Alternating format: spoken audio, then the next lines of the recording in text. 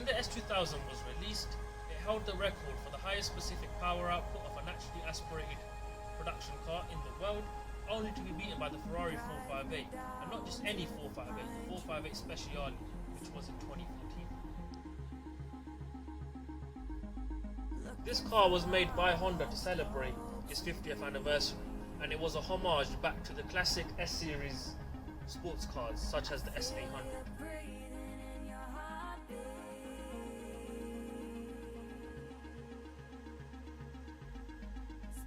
The Honda S2000 is a front-engined, rear-wheel drive, naturally aspirated engine which is paired to a beautiful 6-speed manual gearbox. Now this is the recipe for a classic British sports car, but the Japanese took this and really brought it up to the modern age as it outperformed all of its competitors.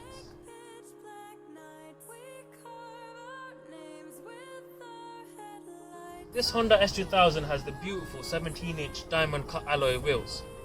The rear tyres are 30mm wider than the front, which helps traction. Honda S2000 has a little party piece inside, so everyone can see this compartment here. But what most people don't know is the second compartment up here, which is quite big. The S2000 is surprisingly spacious. I'm 6'2" and I fit inside perfectly fine. And it was also very driver orientated. You have all your air conditioning controls here, you have your fog lights, traction control, and all your audio control here. Not forgetting the red engine start button, which is iconic for the S2000. As you can see here, the gear stick is driver focused as well, which just harks back to the fact that everything on this car, including the interior and the dashboard, is pointed towards the driver.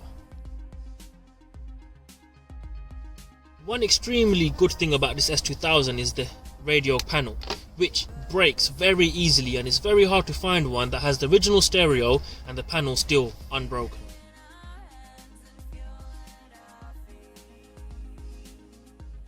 Finish off this beautiful and iconic JDM interior.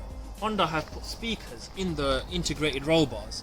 They've also put a wind deflector, a glass wind deflector, which is built in, and it just makes the interior that little bit nicer for the driver and the passenger. What makes the Honda S2000 so special is this beautiful engine. Now this is a naturally aspirated 2-litre dual overhead cam VTEC engine. It develops 237 brake horsepower and 207 Nm of torque and revs freely up to 9,000 RPM. Oh, the Honda S2000 weighs just over 1.2 tons. It does 0 to 60 in 6.2 seconds and has a top speed of 150 miles an hour. But the real party piece of this engine the fact that after 6,000 RPM all hell breaks loose. What makes the Honda S2000 so special is the fact that the engine sits behind the front axle, which gives it perfect 50-50 weight distribution. Now let's get the car in the air and see what it looks like.